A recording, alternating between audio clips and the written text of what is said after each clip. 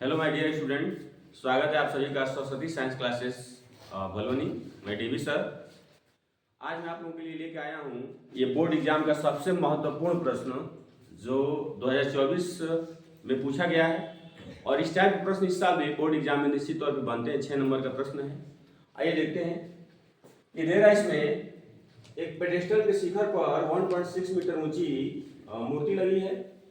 मूर्ति के एक बिंदु से मूर्ति के शिखर का जो उन्नयन कोण है वो आपका 60 अंश दिया हुआ है। उसी बिंदु से जो पेडेस्टल है उसके शिखर का उन्नयन कोण कितना अंश बना रहा है? 45 डिग्री।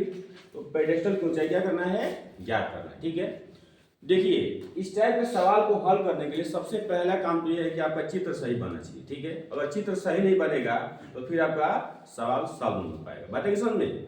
आइए करते हैं। इसमें कह रहा है एक पेडेस्टल के शिखर पर 1.6 मीटर ऊंची मूर्ति लगी है। यानी इसका मतलब यह है कि जो पेडेस्टल है इधर होगा, ठीक, ये, और इसके शिखर पर आपकी 1.6 मीटर एक मूर्ति लगी हुई है। मतलब यहाँ पे, यहाँ से ये मूर्ति होगी, ठीक है, जिसकी लेंथ कितना दिया? 1.6 मीटर आपका ये दिया हुआ है। ठीक है, फिर कह रहे हैं इसमें भूमि के एक बिंदु से मूर्ति के शिखर का उन्नयन कोण। जाहिर सी बात है कि पेडेस्टल है तो भूमि का एक बिंदु इधर क्षैतिज में लिया जाता है।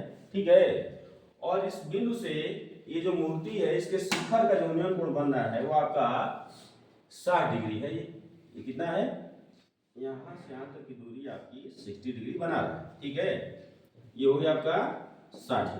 ठीक, फिर आगे कह रहा है कि उसी बिंदु से, यानी ये जिस बिंदु से इसके शिखर का उन्नयन कोण बना रहा है 60 अंश, ठीक उसी बिंदु से पेडेस्टल के शिखर का उन्नयन कोण कितना है? 45 अंश है। देखिए पेडेस्टल का शिखर, यही पेडेस्टल है, इसका शिखर आपका यहाँ पे होगा। ठीक, तो इसके शिखर का जो उन्नयन कोण बना रहा है ये आपका 45 अंश का यहाँ से बन रहा है। ठीक है, ये 45 अंश का बन रहा है। यह कोण आपका बन गया 45 अंश। ठीक है, तो पेडेस्टल की ऊंचाई क्या करनी है? ज्ञात करनी है। देखते हैं, इसको डिनोट करें ए, बी, सी और ये हो गया आपका डी हो गया। ठीक है, मान लीजिए पेडेस्टल की जो ऊंचाई है वो यह है। क्या है? यह चीज हमें ज्ञात करना है। और यहां से यह जो बिंदु ए है इसकी क्षैतिज दूरी कुछ ना कुछ माननी पड़ेगी। तो लेट अस सपोज यक्स है। कितना है? यक्स। ठीक है, अब ये चित्र आपका कंप्लीट हो गया। अब आपके पास यहाँ पे मिलते हैं दो ट्रायंगल।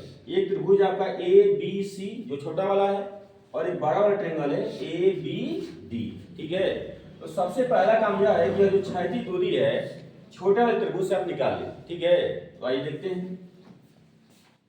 त्रिभुज देखिए ए बी सी में ये हो जाएगा। ए बी सी में आप देखें तो ये tan लगा लीजिए। ये tan 45 डिग्री है यहाँ पे। और आप जानते हैं एक समकोणिक त्रिभुज में tan थीटा और लंब बटे आधार होता है। ठीक है, तो लंब आपका यक्ष है। देखिए ये दूरी यक्ष है, आधार कितना इसका? यक्ष है। ठीक, tan 45 की वैल्यू 1 होती है। ठीक है ना, कितनी होती है? 1। तो आप रखेंगे यहाँ पे 1 इक्वल टू यक्ष अपान यक्ष आपका हो जाएगा। ठीक है, इसका तीनों गुणा कर देंगे तो यक्ष इक्वल टू यक्ष। ये समीकरण नंबर आप 1 दे सकते हैं। ठीक है, अब बड़े बड़े ट्रायंगल का चुनाव करेंगे ना तो उसमें यह दूरी और यह दूरी दोनों शामिल हो जाएगा और यक्ष भी शामिल होगा। यक्ष की वैल्यू यहाँ समूह समीकरण में रखेंगे फिर यक्ष आपका निकल जाएगा। ठीक है, तो ले लेते हैं। देखिए ट्रायंगल ए बी डी में आप लेंगे तो हो जाएगा tan 60 डिग्री इन 60 अंश।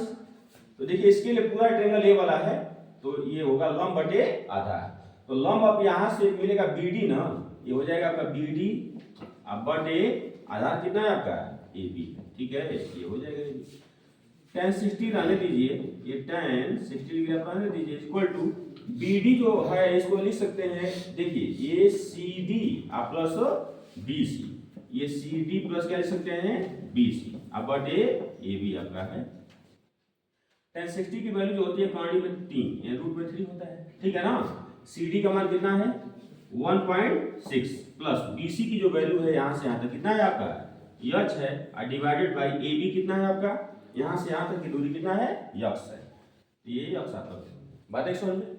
तिर्यक गुणा कर दीजिए। जब तिर्यक गुणा करेंगे तो रूट में 3 यक्ष हो जाएगा जब ये गुणा में जाएगा तो। ठीक है, बराबर आपका हो गया 1.6 प्लस एच। ठीक है, अब चूंकि एच की वैल्यू फाइंड करनी है तो यह जो एच है इसको इधर पक्षांतर करना पड़ेगा, बट इससे पहले एक्स की वैल्यू पहले एच के पदों में रख लिया जाए। ठीक है ना, तो यहाँ पे देखिए एक्स बराबर एच है, यहाँ पुट अप कर दीजिए तो हो जाएगा कॉर्नरी में 3 और ये एच हो गया बराबर 1.6 प्लस एच। यहाँ लिख देंगे कहाँ से आया है, समीकरण 1 से आपका ये आया है। ठीक है, इस एच को इधर पक्षांतर करेंगे रूट में 3h अब माइनस एच बराबर 1.6, क्योंकि प्लस है इधर पक्षांतर कर क्या हो जाएगा आपका माइनस हो जाएगा। ठीक है, इसमें से एच आपका कॉमन है तो ये कॉमन में आ जाएगा तो रूट में 3 अब -1 बचेगा इक्वल टू 1.6 हो गया। ठीक है, अब एच जब निकालेंगे आप तो हो जाएगा 1.6 डिवाइडेड बाई रूट में 3 माइनस 1 आपका होगा। ठीक है, यहाँ पे मिला एच इज इक्वल टू, देखिए ये रूट में 3 माइनस 1 है, इससे परमीकरण कर दीजिए इसका। ठीक है, तो 1.6 और रूट में 3 प्लस 1 हमेशा अपोजिट साइन से ऊपर से गुणा करते हैं। ठीक है, तो हो जाएगा रूट में 3 माइनस 1 और यहाँ पे हो गया रूट में 3 प्लस 1 आपका हो गया, तो यह चीज इक्वल टू आपका मिल गया। देखिए 1.6 और रूट में 3 प्लस 1। ठीक है, यहाँ देखो a minus B A plus B के फॉर्मेट में जा रहा है। ठीक है, तो ये हो जाएगा a स्क्वायर यानी रूट में 3 का स्क्वायर अब माइनस का कितना आ जाएगा 1 का स्क्वायर आपका हो जाएगा। ठीक है ना, तो यह चीज इक्वल टू मिल गया 1.6 और रूट में 3 प्लस 1 डिवाइडेड बाई इसका वर्ग करेंगे 3 आ जाएगा, यहाँ पे हो जाएगा आपका -1। ठीक है, तो यह चीज इक्वल टू हो जाएगा 1.6 और रूट में 3 प्लस 1। देखिए 3 से घटेगा कितना बचेगा 2 से इसको काट देंगे तो 2 अठे 16 10 8 आ जाएगा, तो यह की वैल्यू मिल गई आपकी 0.8 और रूट में 3 प्लस 1 मीटर आपका आ जाएगा। इस तरीके से जो पेडेस्टल है इसकी ऊंचाई आपकी आप यहाँ पे छोड़ देंगे। बात समझ में, ये आपका आंसर 100% क्या है, सत्य है। बहुत होगा तो इसको डेसिमल में आप कन्वर्ट कर सकते हैं तो उससे कोई फायदा नहीं। बात समझ में, उम्मीद करते हैं कि आप सभी को वीडियो बहुत अच्छा लगा होगा। तो प्लीज़ अगर वीडियो अच्छा लगे तो हमारे चैनल को लाइक करें और सब्सक्राइब करें। धन्यवाद।